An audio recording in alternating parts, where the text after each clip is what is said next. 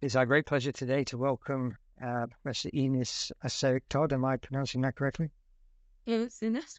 Close enough, right? I was worried about that. Ines is the head of the department and lecturer in Arabic and Middle Eastern Studies at the University of Edinburgh, our close near neighbour. She specialises in cultural and religious history of the Middle East and the Ottoman Empire, with a particular interest in Sufism and Dervish orders, interfaith relations in the Ottoman Empire and wider Middle East during the Ottoman period, Islamic and Ottoman urban institutions, crafts and trade guilds, and all aspects of Islamic chivalry. And also interests in Arabic literature, so very broad. And we're very delighted to have you with us this afternoon. You're going to regale us with the myth of Bogomil Bosnia, Decolonising Bosnian Muslims' view of their origin and identity. So, without further ado, the floor is yours. Okay, thank you, Alex. Yes, so and thank you for that introduction and a list of my interests. So as you can tell, this is just one very small aspect of one of those listed, which basically concerns the interconfessional and interreligious relations in the Ottoman Empire. And of course, me being originally from Bosnia, this is very close to subject close to my heart. So hence the interest in this particular aspect of it, even though it sort of runs into a contemporary period as well, which is not what I usually do, but it does relate back to the Ottoman period, obviously, very closely. So what I thought I'll do first is give you a lecture plan so that both you and I can see what I'm doing and what I'm trying to do. And so what I want to talk about, I split into 4 sections. The first is a very brief introduction just to kind of introduce what I've termed here the problem of Muslims in Bosnia, which is what it essentially became around the 19th century during the Eastern Question crisis. And as you can see in there, I mentioned a large Muslim population, and I will mention that throughout the lecture. And I thought it would be useful to put that into context, because unless you actually have some idea of what I mean by that, you won't know what sort of impact that has, the term large. So I have given here example of an Austro-Hungarian census. I think this was the second census taken after the Austro-Hungarian occupation of Bosnia and Herzegovina in 1878. And just to give you context for that, you can see the numbers of the main denominations, the Orthodox Christians, the Sunni Muslims, and the Catholics. And as you can see, the Muslims aren't majority population. At one point during the Ottoman period, they were, and this is usually about sort of start of the mid-17th century, but this kind of lower number of Muslims and a higher number of Orthodox Christians is due to kind of population fluxes in the preceding century, preceding to this census, and of course, especially during it's due to the emigration of Sunni Muslims from Bosnian territory following the occupation, the Austro-Hungarian occupation. So a large number of Muslims left at that point, and also during 19th century as well, there was an increase in Orthodox Christians. So, but it gives you some idea about sort of 34 to 40% population was Muslim at that point. So the second part of the lecture is also an introduction in a way, and it just kind of presents the reasons why the origin of Bosnian Muslim would then become a contentious topic, and it's not just politically and historically, but also very much so within academia as well. The third section introduces what I call the Bogomil theory. It introduces in its basic premises and the development in the course of the 20th century. And then I finally go on to the final 4th section, which lists what I hope are compelling reasons as to why this theory needs to be dismissed. So, ever since the start of the decline and the disintegration of the Ottoman Empire in the 19th century and the rise of the interest of Western European powers and Russia in the fate of the Ottoman Balkan provinces, the substantial Muslim population of Bosnia and Herzegovina has been viewed as a problem to resolve and contend with. More religiously homogeneous populations of Greece and Serbia, for example, were seen as easy to mold into suitable Christian nation-states, and they received support from various European countries in their struggle for independence. In the case of Bosnia, and a note here that for convenience I will use the term Bosnia to refer to the whole of Bosnia and Herzegovina, the geographical region and the kind of the state of Bosnia and Herzegovina as a whole.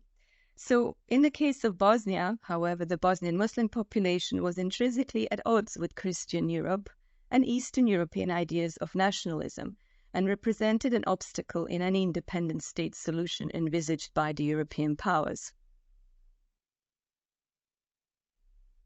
Starting around the same time, as part of the new nationalist movement sweeping the Balkan provinces, the idea of one's religion as an inherent part of one's national identity was imposed onto Bosnia by its neighbors, Serbia and Croatia, in the following manner.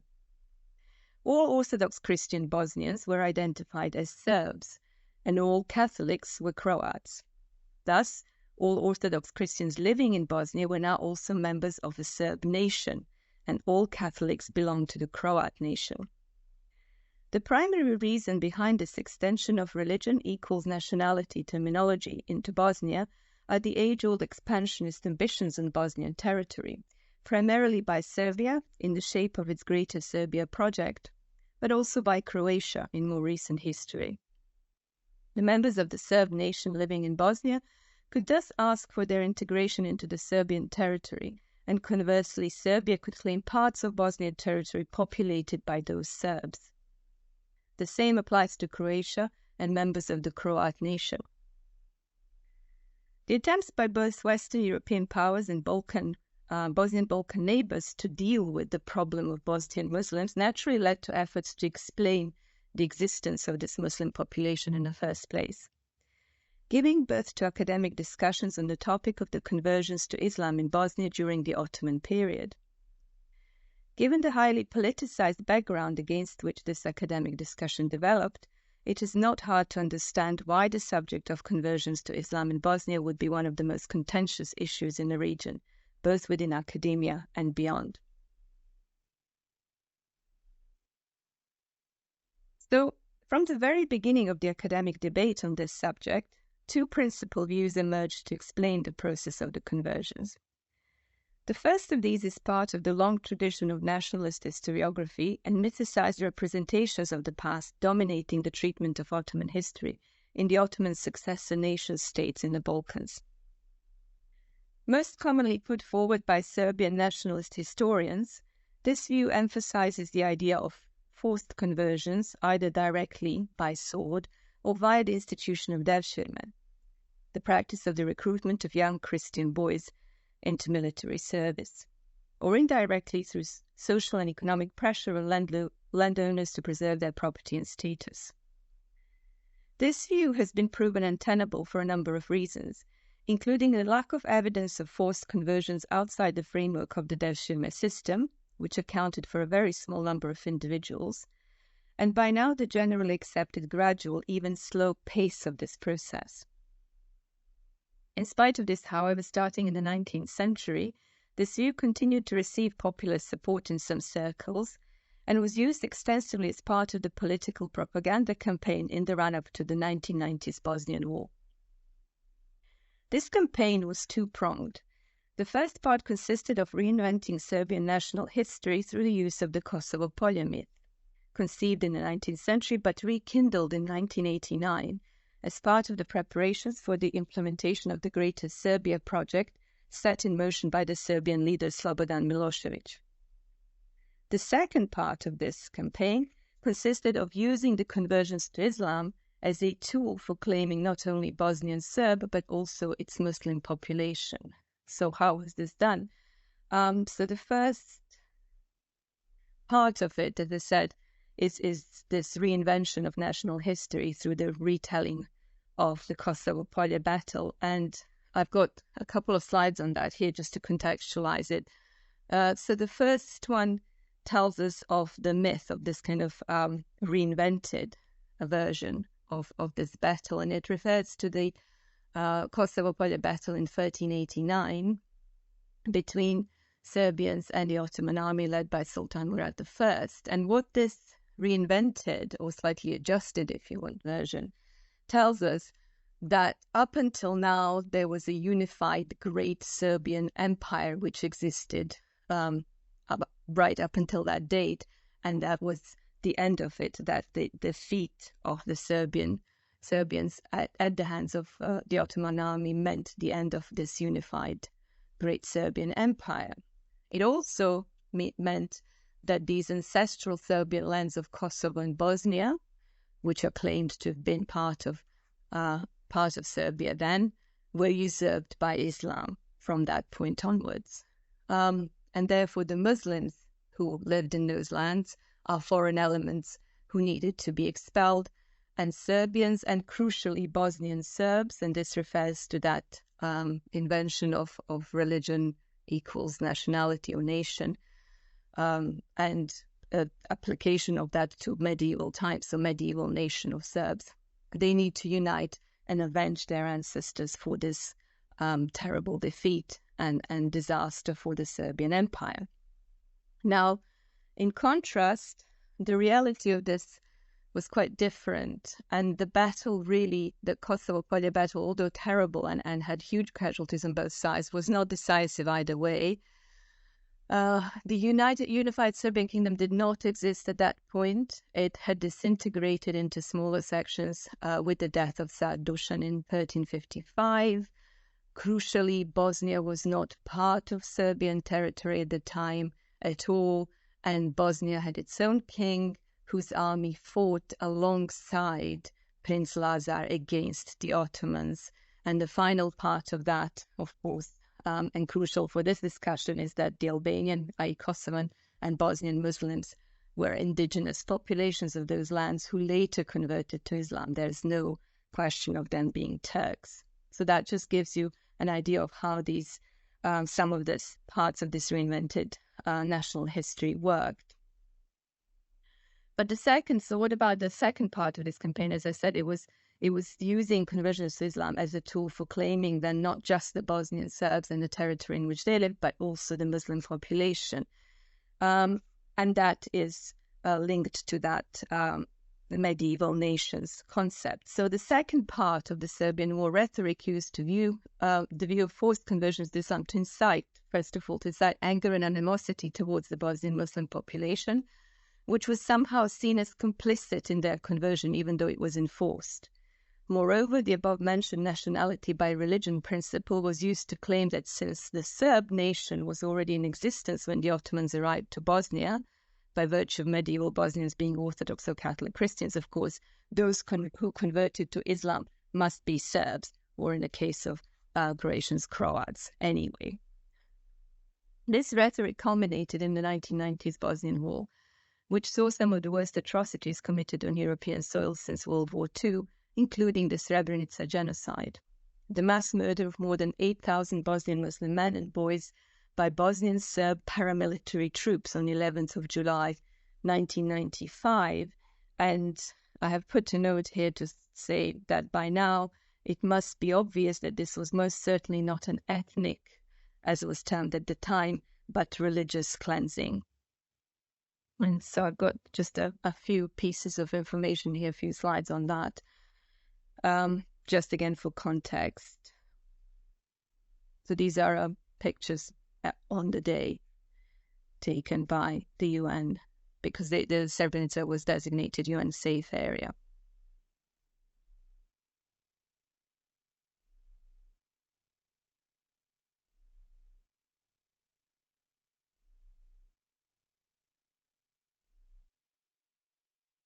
So moving on to the third part of my lecture plan, as I said, is to finally introduce the Bogomil theory. So what of the second of the two principal views regarding the conversions to Islam?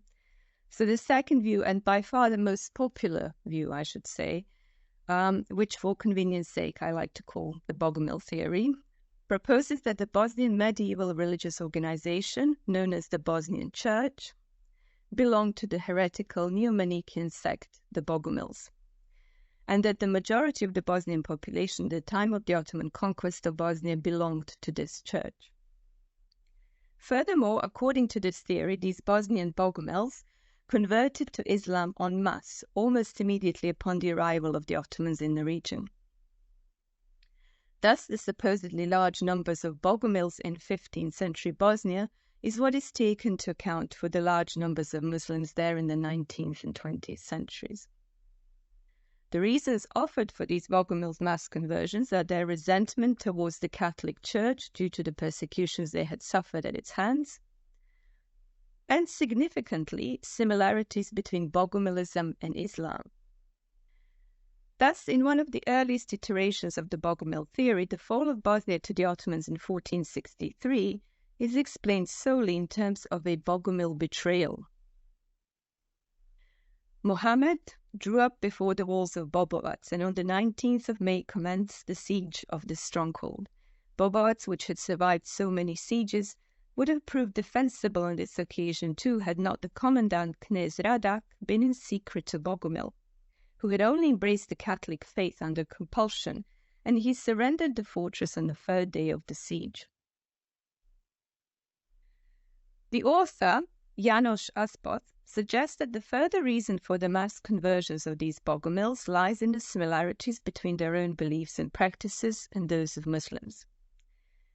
Quoting as examples the fact that the Bogomils rejected the cross, baptism, ecclesiastical pomp, ceremonial, the hierarchy in the sacrament of marriage.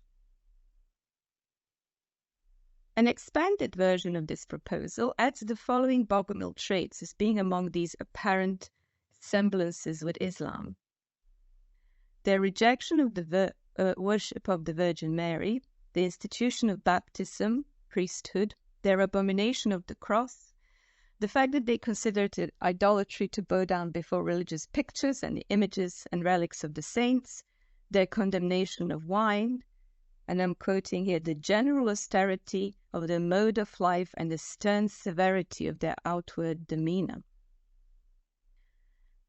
Accepted by many as a plausible explanation for the number of conversions to Islam among the Bosnian Christian population, the Bogomil theory persisted throughout the 20th century. In a development parallel to that of the revival of the forced conversions view on behalf of the Serbian nationalist historiography, it too experienced a fresh boost at the start of the 1990s. This boost came in the form of a new trend of nationalist historiography, this time initiated and supported largely by Bosnian Muslims themselves.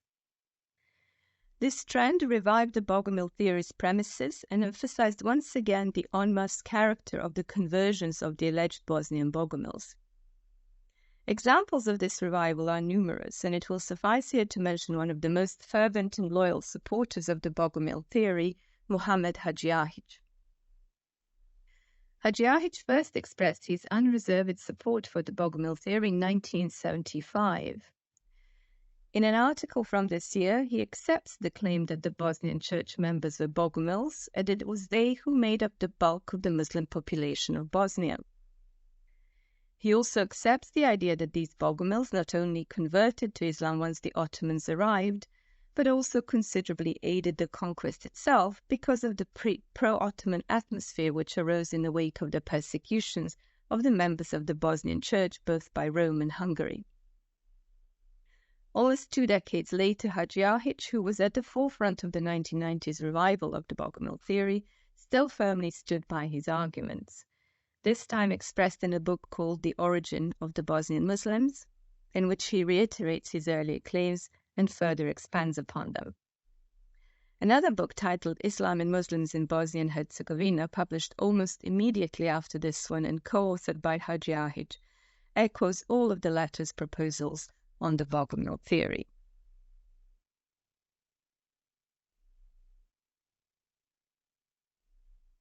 So, given the number of supporters this theory has enjoyed over the course of the last century and a half actually, why am I arguing that we should dismiss this? I have three hopefully compelling reasons for this. I'm going to start with the first one. It will be remembered that the Bogomil theory rests on two main premises. One is that the Bosnian Church was Bogomil, and the other is that the members of the Bosnian Church made up the bulk of the converts to Islam in the early stages of the Ottoman rule in Bosnia. Although the Bosnian Church was indeed persecuted by Rome, most of the time at Hungary's instigation, and accused of harboring heresy, the exact nature of this heresy has never been ascertained, and we still do not have any concrete evidence from within the Church itself of any Bogomil beliefs and practices. Moreover, even if we accepted that the Bosnian Church was Bogomil, the evidence which emerged from the Ottoman registers over the course of the 20th century showed firstly that the conversions process was a gradual one and took more than a century to reach its peak. So, Islamization process, as it's also been called, in the course of the 20th century, sort of reached, as I said, its kind of highest point in the early 17th century. So we're talking more than whole century and a half before we have majority Muslim population in Bosnia. And secondly, that the members of the Bosnian Church accounted for a very small number of individuals among those converts. And specifically, I think what was found in the registers was what is assumed to refer to the members of the Bosnian Church. Even that is just a conjecture. We don't know for certain that that's what it refers to, but it's around 700 instances, so 700 individuals over the course of a century and a half who could have belonged to this Bosnian Church. So as long as ago as in 1975, John Fine, for example, provided conclusive evidence that the members of the Bosnian Church could not have made any significant contribution to the conversions to Islam in Bosnia. And I've given the work here. These findings have not yet been challenged or disproved, and many of those who initially supported the Bogomil theory gradually revised their views. And there are many examples of academics who actually supported this is mostly Western academics who supported the Bogomil theory, say, around the early 1970s or even 80s, and then changed their views later. But this doesn't apply to Bosnian Muslim academics, as I said, because of the revival in the 1990s. So, moving on to the second reason why we should seriously question this theory and ideally abandon it. In spite of the above evidence and revision or complete abandonment of the theory by some, as mentioned earlier, the Bogomil theory underwent a revival by Bosnian Muslim academics in the 1990s. Why was this the case? The answer to this question is not very difficult to glean if one remembers the religion equals nationality concept applied to Bosnian Orthodox and Catholic populations and used in the pre-war nationalist propaganda. The Eastern Orthodox living in Bosnia are of Serb nationality, and the Roman Catholics are of Croat nationality. The Muslims, therefore, have no nationality or nation to belong to. They're either foreign elements who came during the Ottoman rule, or if indigenous, they are converted Serbs or Croats. This nationalist rhetoric, aimed at effectively denying Bosnian Muslims the right to their own country, was put into practice in the 1992 war. They were either labeled as Turks, who therefore had no business living in Bosnia and should be exterminated or expelled, or they should be made to belong territorially and politically to either Serbia or Croatia. The Bosnian Muslims' response to the first option is naturally to highlight that the conversions to Islam which took place in Bosnia mean that the contemporary Bosnian Muslims are descendants of medieval Bosnian inhabitants, and that there are therefore no grounds for claiming that they are Turks, or anything else for that. anything other than Bosnian. Their response to the second option is to put the stress on the alleged heretical character of those who converted to Islam, and to claim that the Bosnian church was indeed Bogomil, and therefore heretical from the point of view of both the Orthodox and Catholic churches, and hence independent from either Serbian or Croatian church authorities. So in other words, the only way to counter the Serbian and Croatian nationalist claims that Muslims in Bosnia are either Serbs or Croats, by virtue of being either Orthodox or Catholics who converted to Islam, is to provide a historical continuity for the distinct identity of today's Muslim population of Bosnia. The Bosnian Muslim academics do this through emphasizing the distinct religious identity of their ancestors, namely the Bosnian Church, which through its heretical Bogomil nature would have been as different from the medieval Orthodox and Catholic churches as are today's Muslims from today's Orthodox and Catholics. So hopefully this line is clear. I tried to kind of read it as slowly as possible. So moreover, since both of the options offered to Muslims within the framework of Serbian and Croatian nationalism categorically deny any possibility of Bosnian nationhood, this distinct Bosnian religious institution, the Bosnian Church, is also used as one of the symbols and distinguishing marks of a distinct Bosnian nation. Thus, it is actually, when we look at all of this, very easy to understand why this 1990s revival happened and why it was considered necessary by the academics who promoted it. The 1990s revival of the Bogomil theory was purely a response to the aggressive nationalist narratives by Serbia and later Croatia too, utilized in the Bosnian war propaganda. So instead of dismissing the Serbian and Croatian nationalist rhetoric, Bosnian Muslims accepted it by trying to find an equivalent continuity between their modern and pre-Ottoman or medieval identity.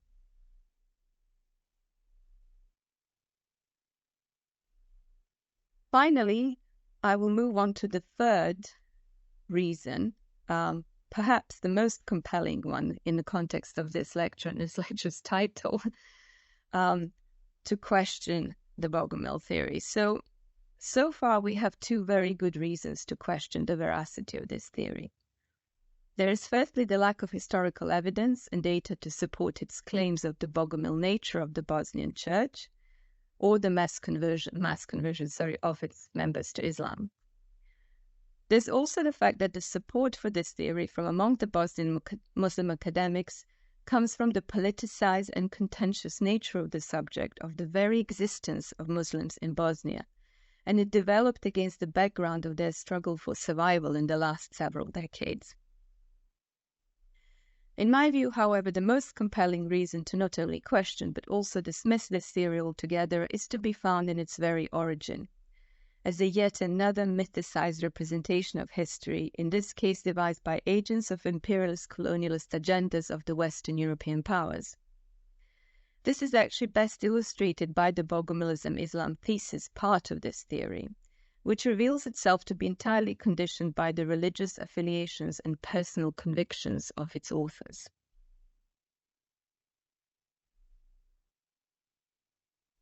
So, it has already been noted that the early authors of the Bogomil theory described the fall of Bosnia to the Ottomans entirely in terms of the Bogomil betrayal. The latter they blamed squarely on the Catholic Church and its persecutions of the Bosnian Church in the decades preceding this conquest. And I've given here, again, the quote that I read earlier about the Bogomil betrayal proposed among the first to propose this was Ines Aščerić-Todd, and for some context, he was actually an official, an Austro-Hungarian official who was in the entourage of the governor of Bosnia, and he published this book. He had been in Bosnia for 4 years by that stage, in 1888, which is 10 years after the Austro-Hungarian occupation of Bosnia. So this is a historical part, and János's interpretation of the fall of Bosnia into the Ottoman hands.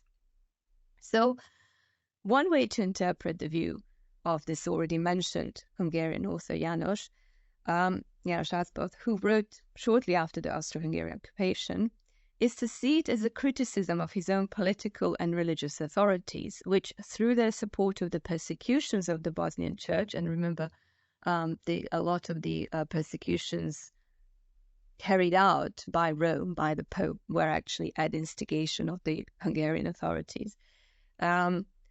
So, through the support of the persecutions of the Bosnian Church and state, failed to defend the Christian Bosnia against the Ottomans. Another way of looking at it is as an apologetic explanation.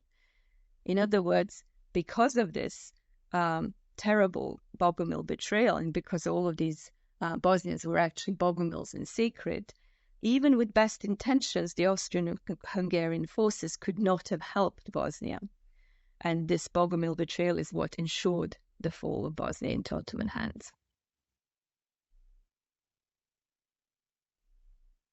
The English author, Arthur J. Evans, actually an archaeologist, it was a famous archaeologist in London, who writes just before the Austro-Hungarian occupation of Bosnia, and actually at the height of the Eastern Question crisis, so a few years before the occupation. I think it's he was in Bosnia in 1875 during the insurrection, the rebellion of the Orthodox Christians. And so that's just 3 years before the Austro-Hungarian occupation of Bosnia, while the fate of the country was still unknown.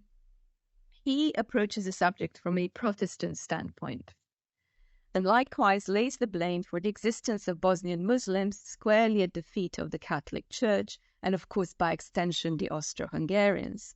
So what he tells us is Europe has mainly to thank the Church of Rome that an alien civilization and religion has been thrust into their midst, and that Bosnia at present day remains Mohammedan. This quote comes just after he has reiterated the kind of Bogomil betrayal narrative about why Bosnia fell to the Ottomans. So it's very much along the lines of the one I read about from Ašbot's book. Evans further proposes that England should aid the Orthodox Bosnians' rebellion against the Ottomans with the aim of establishing it as an independent Christian nation-state, nevertheless under the UK protectorate. Thus, the colonialist, imperialist agendas of these authors are clear to see. But we come to the main point, perhaps, that I said would be kind of an additional reason, if all of these were not sufficient, to question and dismiss the Bogomil thesis. And this is the Bogomil theory, and this is the Bogomilism Islam thesis. So, as for this Bogomilism Islam thesis, when one considers the fact that most of the supporters of the Bogomil theory throughout the 20th century and beyond have been Muslims, one cannot help but wonder why these Muslim academics, and indeed Muslims generally, would accept and support a theory which proposes affinity between two fundamentally irreconcilable theological systems, namely Bogomilism and Islam. The principal element of Bogomil theology is the dualist teaching of two gods, one based on the Manichaean myth, the teaching of the origin of the world according to Mani. The basic premise of this myth and of the theology of all dualist movements originating from Manichaeism is the notion of the parallel existence of two principles, that of good, light, and evil, darkness, the former being the creator of the spiritual and the latter of the material world. This principal element is therefore the most obvious one in terms of its incompatibility with Islam and its theology. So how do these Muslim scholars deal with this thesis, and how do they reconcile these systems? The short answer is they do not. In all discussions of the Bogomil theory by its Bosnian Muslim supporters, if mentioned, lists of supposed similarities between the two systems are given without any attempts at analyzing or justifying them. Even the basic elements of Bogomil theory are never mentioned. The same is the case with the original proposers of this thesis. They too do not dwell on Bogomil theology, and in the arguments given in support for their thesis, they emphasize Bogomil practices rather than their teachings. This is because the practices seem to be offering some kind of superficial similarity, and that seem to be easier to justify. But the Bogomil practices are entirely dependent upon their dualist theology, and most of them, when looked through that lens, are just as incompatible with Muslim practices as is Bogomil theology with that of Islam. Thus, if we take János Aščerić example once again, and what appears to be, to my knowledge, the first iteration of this Bogomilism Islam thesis once again, and actually consider its text fully. So what Aščerić tells us is that the greater number of magnates who had formerly only left the Bogomilian faith under compulsion now willingly abandoned the Catholic religion and went over to Mohammedanism, a change of belief which was to them all the easier from the fact that they could find in their new beliefs many points of resemblance to their old religious convictions, which had also rejected the cross, baptism, ecclesiastical pomp, ceremonial, the hierarchy, and the sacrament of marriage. Now, apart from the fact that the Bogomil dualist theology is completely absent from Aščerić's proposal, and that the list of the Bogomil practices given is arbitrary, even those included in this list are strongly dependent on Bogomil theology and can't, in fact, be considered in isolation from it. The Bogomil rejection of all church symbols and ceremonies, including the cross and the baptism which he mentions, derives directly from their dualist teaching, which considers the material world to have been created by the devil and it's therefore evil. So church buildings, decorations, and all symbols are material, and sacraments deal with material things, which is why they're all equally detested. Their acceptance benefits the evil and only prolongs the cosmic battle between the good and the evil, which is currently being played out, and which in original Manichaean terms represents the second part of the cosmic drama of the Manichaean myth. Also in the service of evil is marriage and procreation, since it prolongs the existence of flesh, which is entirely the product of evil and should be denied anything that strengthens it. This is why the Bogomils do not, as Aščerić proposes, reject only the sacrament of marriage, which they do by definition through rejecting all sacraments in general, but they reject marriage altogether and profess celibacy. Thus, the Bogomil practices proposed by Aščerić in this passage do not possess anything in common with Muslim practices, but are in fact at odds with them. What Aščerić does not mention also are some other Bogomil practices, such as, for instance, the ban on killing or eating animals, or the ban on giving or receiving charity, practices which in Islam are on the contrary of particular significance and represent an important part of an everyday life of a Muslim. Even when the list of the apparent similarities between Bogomilism and Islam is expanded, as is the case with Thomas Arnold, here too the emphasis is on practices, and there is no discussion of Bogomil theology once again. The full version of the Arnold's thesis, which was already mentioned briefly, reads as follows. We may find a reason for the willingness of the Bogomils to allow themselves to be merged in the general mass of the Mussulman believers in the numerous points of likeness between their peculiar beliefs and the tenets of Islam. So note peculiar beliefs. They rejected the worship of the Virgin Mary, the institution of baptism, and every form of priesthood. They abominated the cross as a religious symbol and considered it idolatry to bow down before religious pictures and images and relics of the saints. They believed that Christ was not himself crucified, but that some phantom was substituted in his place, in this respect agreeing partially with the teaching of the Quran. Their condemnation of wine and the general austerity of their mode of life and the stern severity of their outward demeanor would serve as further links to bind them to Islam.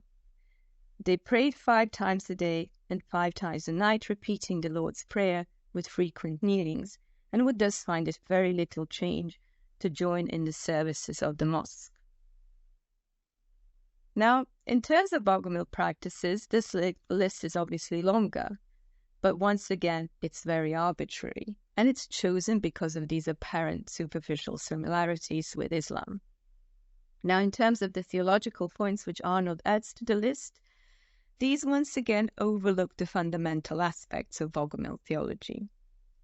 Thus, just taking one example here, the most obvious that comes to mind is that any discussion of Jesus cannot be done without considering the key issue of his nature.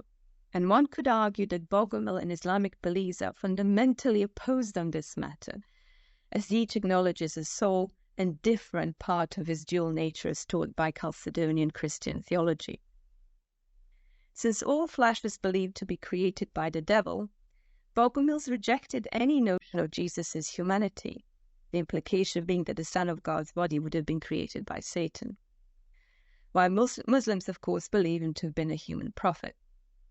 Thus, Arnold's hasty statement on the Bogomil regarding crucifixion provides a good illustration of why it would be unwise to form an argument on these matters simply on the basis of these superficial observations.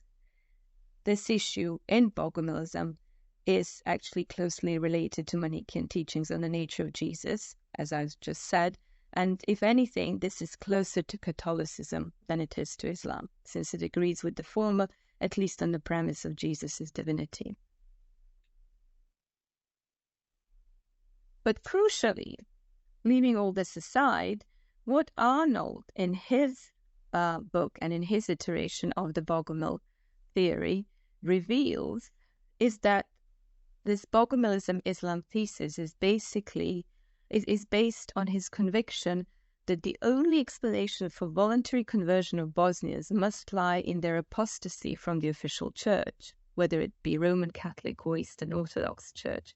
In other words, a conviction that a true Christian of Bosnia could not have taken part in the conversions to Islam. And that is the key section, I think, which reveals the attitude of the authors of this theory. So this is how Arnold concludes his exposition of his Bogomilism-Islam thesis. He says, I have brought together here many points of likeness to the teachings of Islam, which we find in this Bogomilian heresy. But there were, of course, some doctrines of a distinct Christian character which an Orthodox Muslim could not hold. The Bogomil's Manichaean dualism was equally irreconcilable with Muslim theology, but Islam has always shown itself tolerant of such theological speculation, provided that they did not issue in a schism and that a general assent and consent were given to the main principles of his theory and practice. Thus, in spite of being aware of the obvious problems with this proposed view, Arnold would still much rather try and reconcile with Islam, even Manichaean dualism, than he would try any Orthodox Christian doctrine. And this brings me to the final point of my argument as to why dismiss Bogomil theory, and this is the sort of third section on the Bogomilism Islam thesis, we'll remember. So the fact that this reveals to us, and pretty much as was the case with János Ászböth as well, that the theory and those and various iterations that kind of range from the same period of time were based on personal convictions and were conditional upon the personal background of these authors. And in this case, the example of Arnold is that it's his personal conviction that true Christians of Bosnia, whether they're Catholics or Orthodox, could not have actually converted to Islam, and only apostates could. And I put here, well, both are heretical, hence they must be similar. Put it in plain words. So I am coming to the conclusion, I promise. So it is hoped that this paper has shown that the origins of the Bogomil theory undermine its very basis, and that its later supporters have either forgotten, or in the case of the Bosnian Muslims, have chosen to forget them. These above analyzed 19th century Western interpretations of the Bosnian religious history post-Ottoman conquest may provide an expedient solution to the problem of the identity of Bosnian Muslims, and in the case of the Bosnian Muslim supporters of the theory, act as a part of the defense mechanism against the weaponized Serbian and Croatian nationalist theories. but it is important that they recognize for what they are. Mythicized narratives constructed by representatives of colonial powers, biased on the basis of the author's religious affiliations, and motivated by imperialist agendas of their respective establishments. This paper thus proposes that just like it is time to demythicize the views on Islam in Bosnia perpetuated by the nationalist historiographies of Bosnian and former Yugoslavian Christians, it is also time to decolonize the Bosnian Muslims' own views on the subject. And one final note here is that this talk was based on an article published not that long ago in Islam and Christian Muslim Relations. So for a full picture, please go and read the article, and I've given the details here, and there is the access to the article. Thank you very much.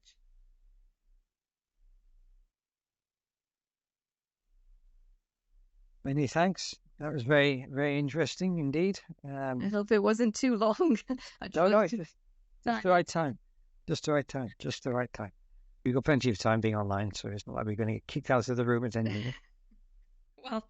Well, yeah. Don't want to overdo it. No, it's fascinating, and we greatly appreciate your time and such a fascinating talk. So, as I said, we have time, so I would like to open the floor for questions. If anybody here would like to ask a question, please raise your hand, as Brendan has just done. If you're not comfortable with that, then you can type your question into the Q&A function at the top of the screen. But I will call on Brendan first of all, if you would like to ask your question. Thank you very much for a very interesting paper. I think your thesis of a lack of theological continuity between the Bogomils, the Bosnian Church, and Islam is absolutely correct and unanswerable, really. I think you're entirely right. Can I ask to take a step back and think about whether there is a phenomenon here that requires explanation at all? If we look at a map of Europe by percentage of the population that is Muslim, we can see that there is an anomaly in Bosnia and Albania compared to the rest of Europe, even compared to areas which had a comparable duration within the Ottoman Empire. In other words, for whatever reason, more people accepted Islam in Bosnia and Albania than elsewhere.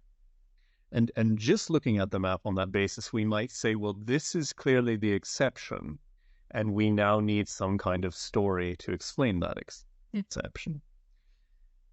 If we look at a larger map, of course, of Islamic expansion, what is now Turkey was no less Christian than Balkans, in fact, probably considerably more so.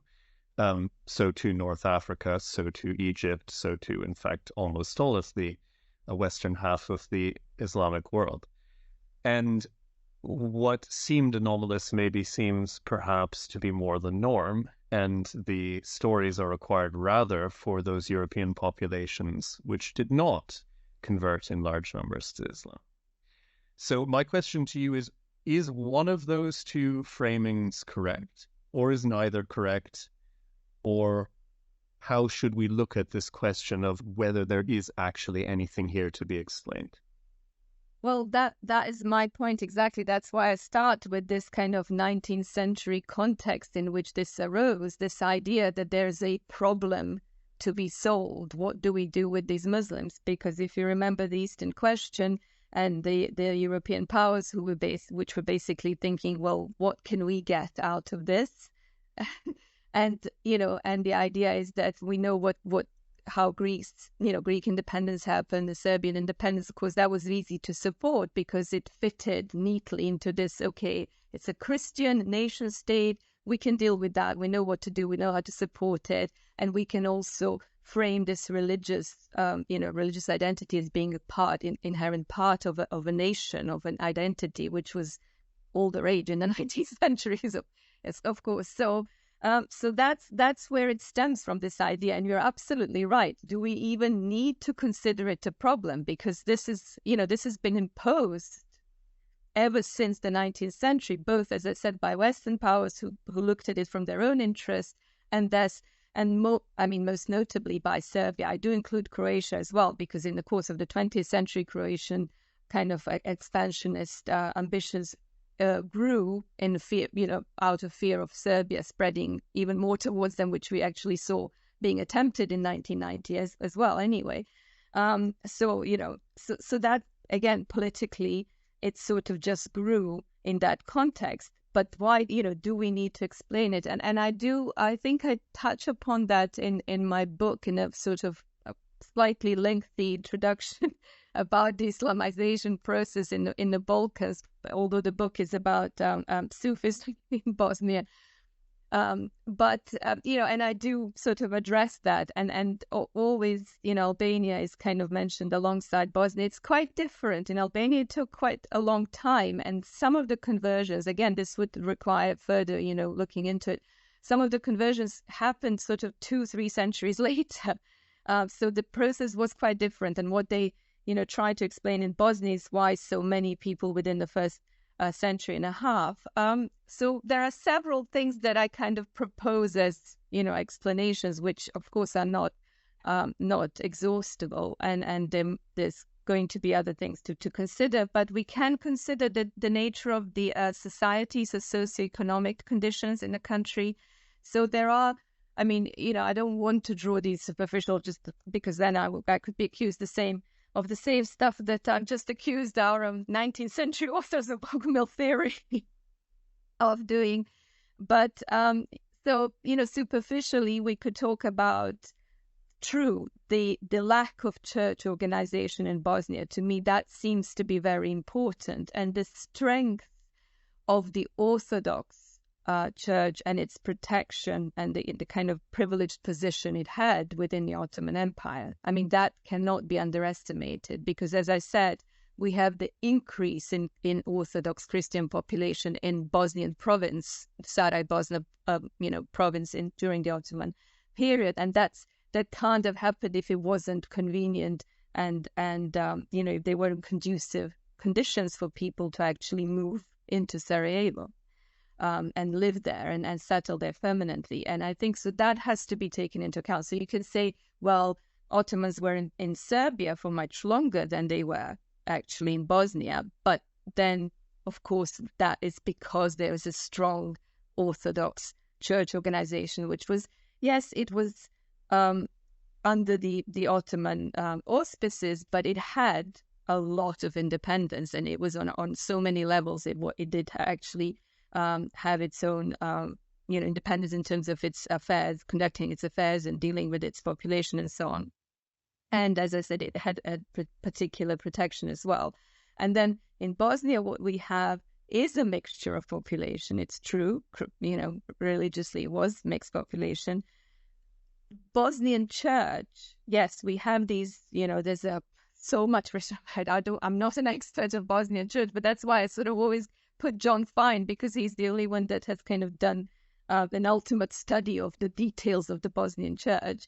And there is no reason to suspect that it was Bogomil, that it was dualist at all, but it was schismatic. It did its own thing, because they were just in these little hijras, which were the kind of mountainous, village churches, and they did their own thing. There was no strong Catholic organization in Bosnia. So that really needs to be taken into account as well. And you can see that when that happens, there's a difference. So I think it's the kind of socio-religious and also geographical, makeup of the country. Because Bosnia is very rural, and most of these people, were in villages, and a lot of conversions happened among the rural population as well as, I say it happened in the cities, it happened in Sarajevo, but these cities were built and grew as Ottoman cities. Sarajevo didn't exist as a town to speak of. It was just a little fortress and a suburbia around it. So, so those are the kind of things, if we wanted an explanation. But I think I agree with you. You're absolutely right that, we could go as far as and rethink the need to actually explain this, which is what I tried to, I think, hint at here. It's out of this. idea that we need to somehow explain this phenomena, that all of this has then, all of these theories have arisen. In light of what you've just said, though, would it be fair to state that the account you've given anyway is not that the Bosnian church caused the large-scale conversion to Islam, but rather that the same thing caused both, which is to say ecclesiastical weakness, geographic isolation, and so on. So we do have actually the rudiments of an explanation, but it's not a single line of causality. It's rather two things caused by the same underlying circumstances. Exactly. That's exactly what I would say. So if we were to look for a reason and causality, that is exactly it. So both of those, as you say, are parallel. So we have the lack of this strong ecclesiastical organization, and at the same time we have an increased conversions to Islam. And you could argue that yes, those are caused by exactly the same reasons. Yeah. Thank you. Any other questions anybody would like to pose?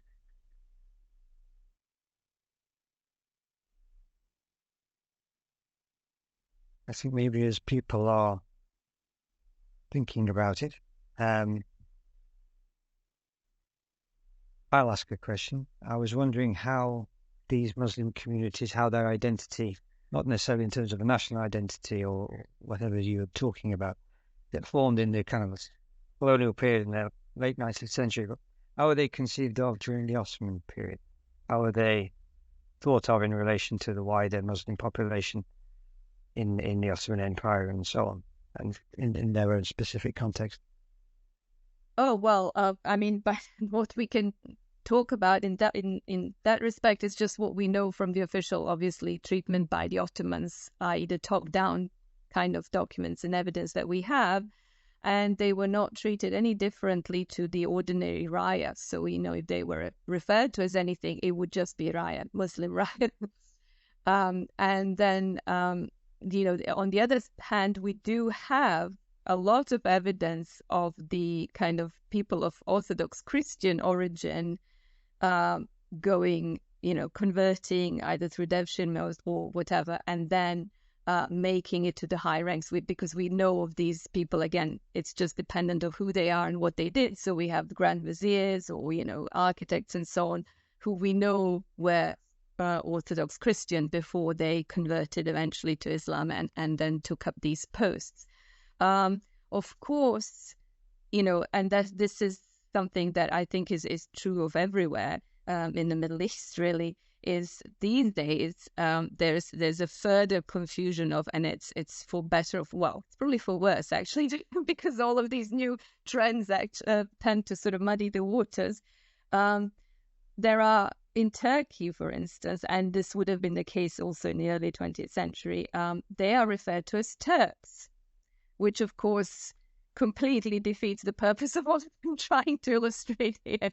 So, so Muslims equals Turks is not just something that, was imposed by, Christians or, Serbian nationalist historiography, but it's also something that Muslims themselves were guilty of. So, say Turkish academics at the time, and even I have to say, this is now perpetuated and it's sort of even common speech, but I don't know whether that's to any larger extent than you would, for instance, find in Arab countries where sort of Muslim equals Arab, if you see what I mean. So that in that sense, Muslims in Bosnia have been referred to as Turks, as I said, which doesn't help with my case here, with my subject. But they were not in the Ottoman context. If you're thinking about the the sort of the way that they are treated as a community, as a sort of ummah, Muslim ummah, they were not treated any differently than anywhere else. And the registers, the Ottoman registers, just mentioned them as Muslims. And if they referred to them as a group, is Raya, as they referred to the Greek Raya, the Jewish Raya, and so on. maybe this is a slightly unfair follow-up question because it goes into the modern period. But how are these groups seen in modern day Turkey, given the kind of the revival and imperialist agendas in Turkey these days? Are they perceived as Turks still as other communities? That's what is, yeah, that is what's rather unfortunate, because I didn't really go into this particular aspect because I thought that would just complicate. I tried to keep it as clear as possible because of all these different concepts. But what has also been revived in 1990s, and this has been now accepted wholeheartedly by, it seems, Turkish academia generally, is this term Bosniak. Now, unfortunately, again, this is just Bosnian Muslims attempting to find the equivalent medieval nation from which they stem, from which they derive. And so they have found this term Bosniak, which was used in some medieval documents which basically essentially meant, I mean, this is something, again, it's debatable, but if we go to medieval, documents and so on, and people who write about that, it was a term for Bosnians. So it's just a Bosnian. But because of this idea that Serb is a nation that existed at that time in medieval Bosnia, and Croat is also a nation that existed at that time, then what is this Bosniak? So that was revived. And again, this is in 1990s, around 1991, it appears in academia as a term to designate Muslims. So now this is the only term used by Bosnian Muslims themselves to refer to themselves, and it has been, it seems, wholesale accepted by Turkish academia as well to refer to them. So this is also kind of, it's a very recent phenomena, and that again doesn't help, because again it's just, instead of rejecting and dismantling these 19th century creations, what people have done is built upon them, trying to build more. So this Bosniak is now taken because what we had until then is this incongruous way in which we refer to religion in terms of ethnicity. So what we had was Bosnian Serbs, Bosnian Croats, and Bosnian Muslims when we talk about the three main confessions during the 1992 war.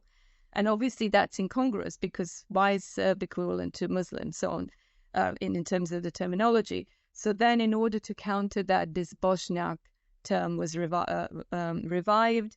And in fact, there is an article, I think if you have the link to read my article that I just referred to, there is an article that talks about that, and somebody who is from Bosnia and who's actually done research.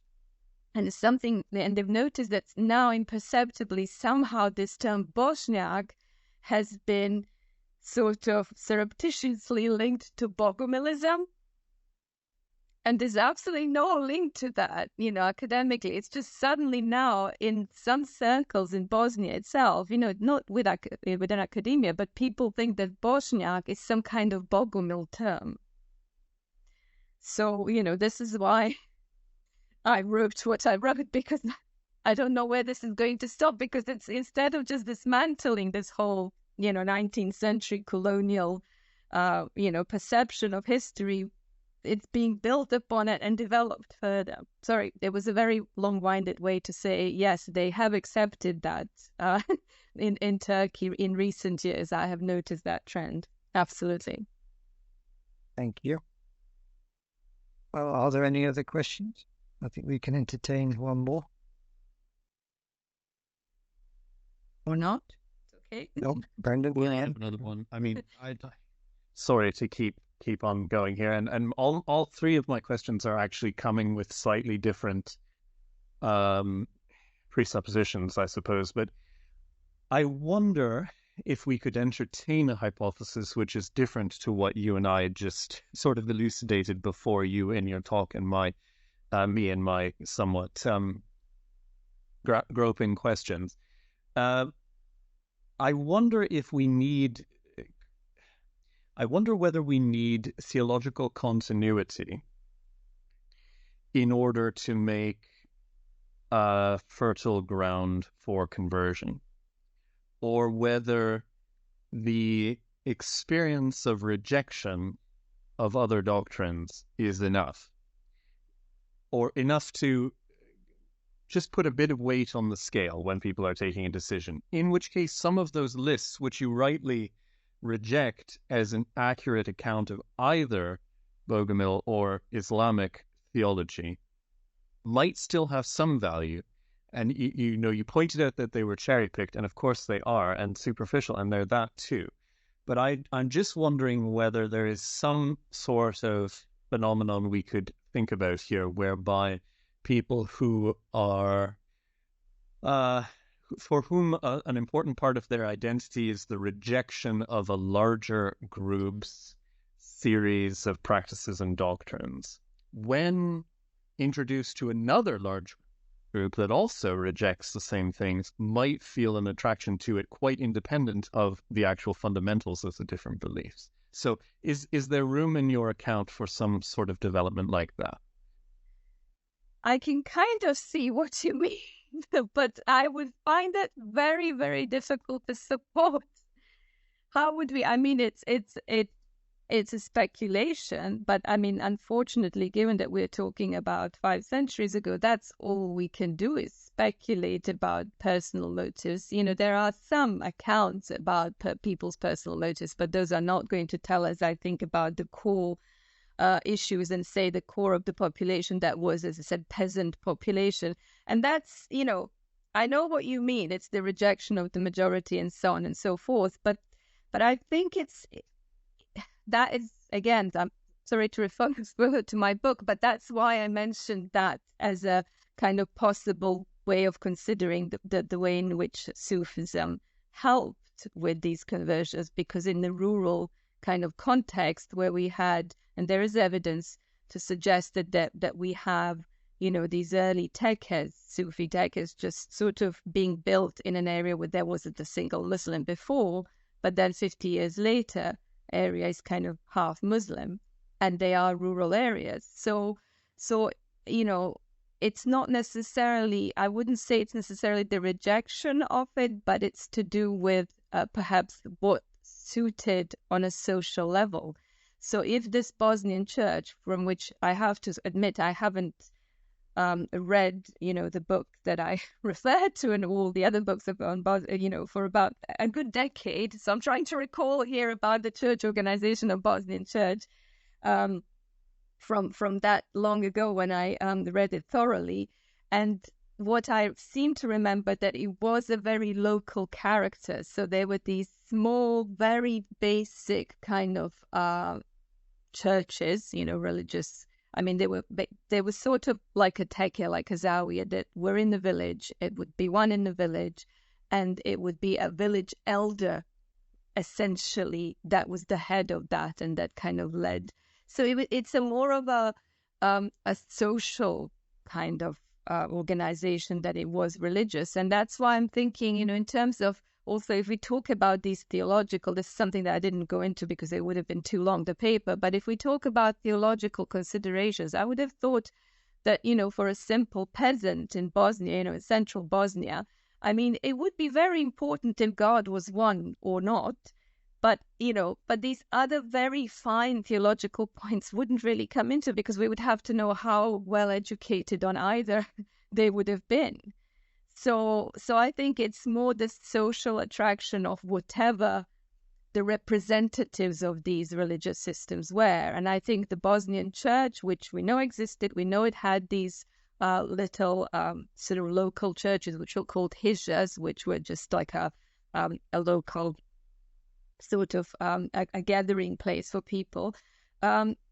If that is how Islam was first introduced to these people, then I would argue that it's more of a kind of its social interpretation that would have been attractive, rather than thinking in terms of, in terms of finer theological points, if we're talking about large masses that were essentially illiterate.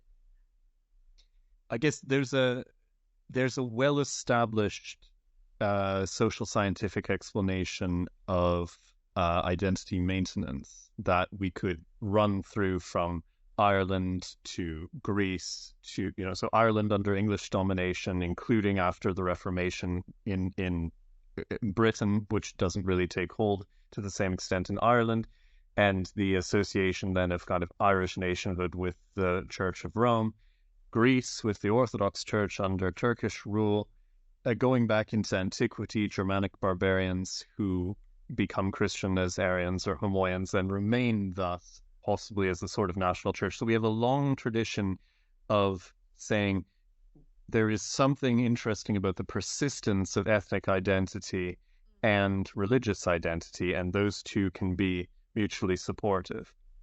And that's a form of typological explanation, you might even say, where when we come to poorly resourced areas like these Germanic barbarians, we draw on what we know of Ireland and Greece and so on.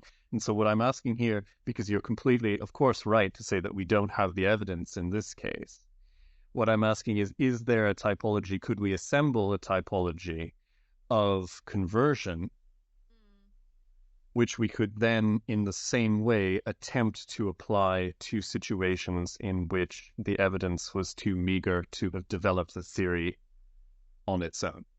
Well, I think you would be referring to then a kind of a larger picture of the persecution of the Bosnian Church as an institution and Bosnian state by Rome, by the Catholic Church at large.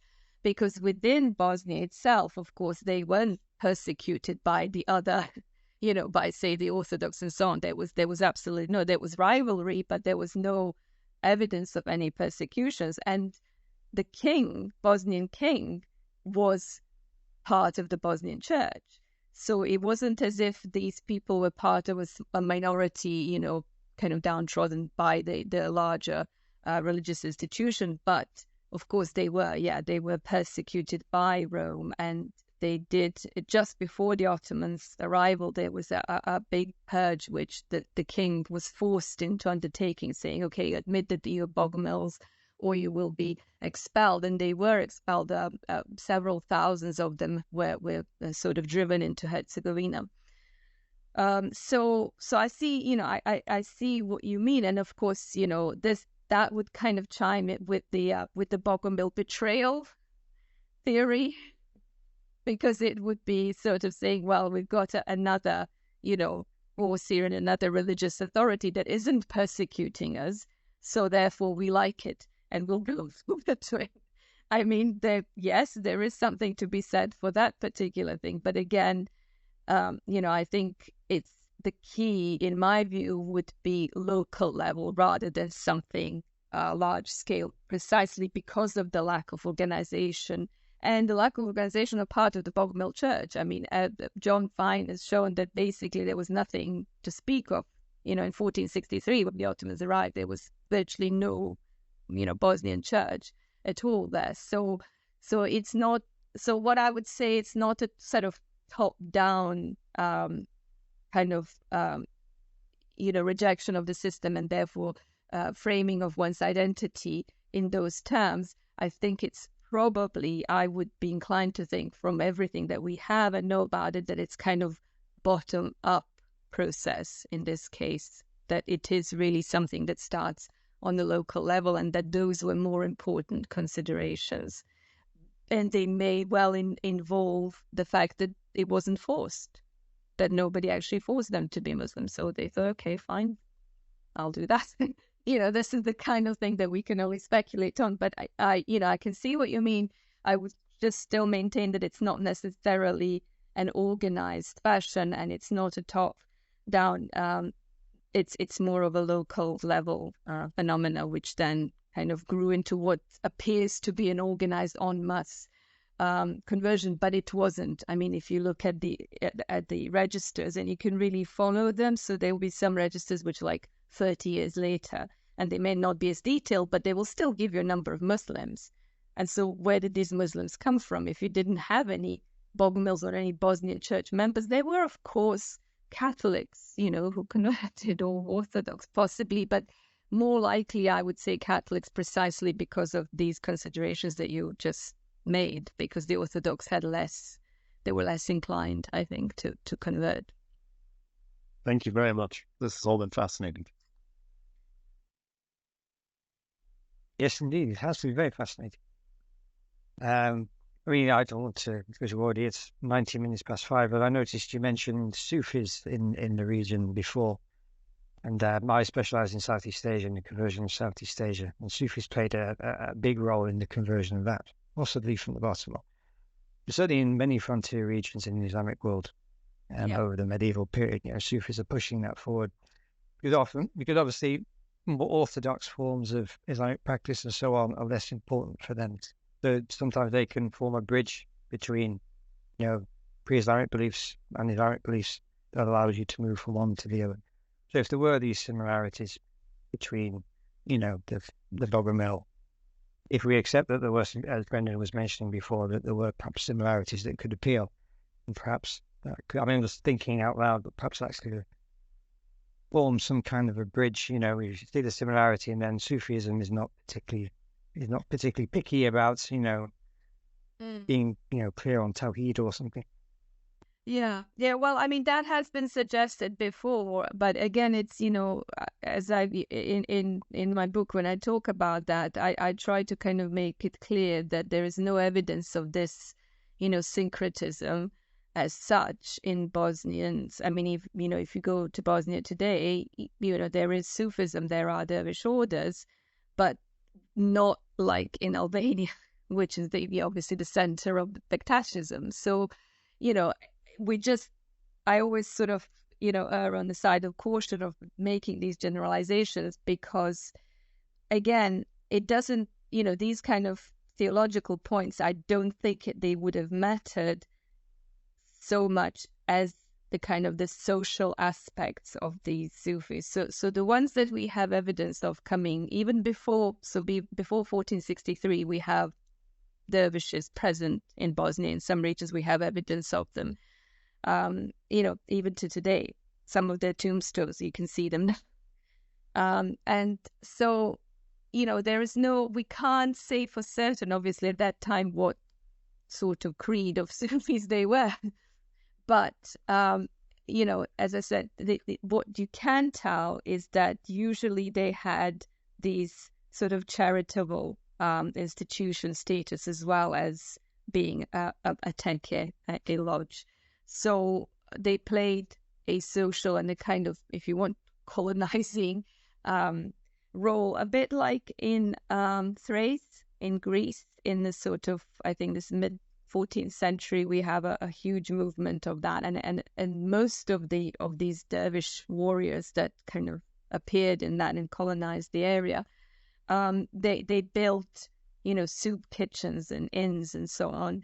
And that was to much lesser extent the case in Bosnia, but we do have evidence of it. And we do have anecdotal evidence of crazy Sufis, especially northeast Bosnia. So there are some sort of heterodox movements there. It's true. We have a sort of a homegrown heterodox Sufi, or the Hamzevis, the famous Hamzevis. So there's a mixture. I just don't know that we have evidence to say, okay, well, because these people believed in something heretical, Sufis would be a good way for them to convert to Islam. As I said, I just wouldn't want to generalize in that because, apart from these sort of anecdotal stories about, heretical dervishes wandering around and, I don't know, eating scraps of food and, being in a trance and talking gibberish and things like that, we don't really have other types of evidence, and it's much, much stronger in Albania.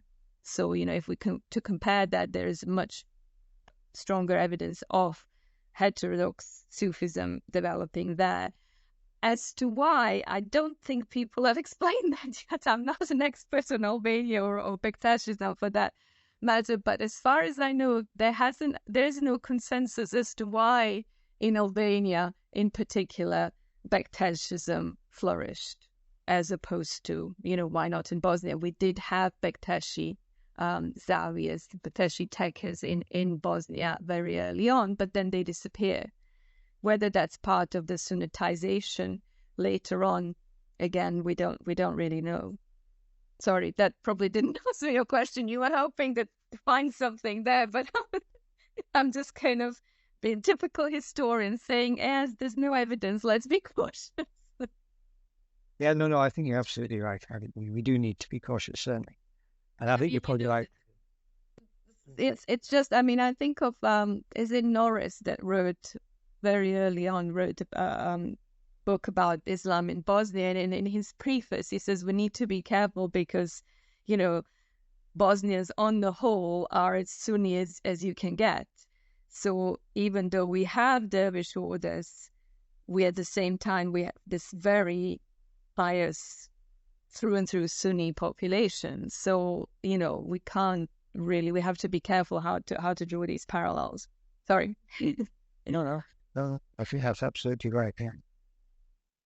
Okay, well, I think we're almost at the end of our time, so I think maybe we should draw to a close now. So thank you again for joining us all the way from Edinburgh.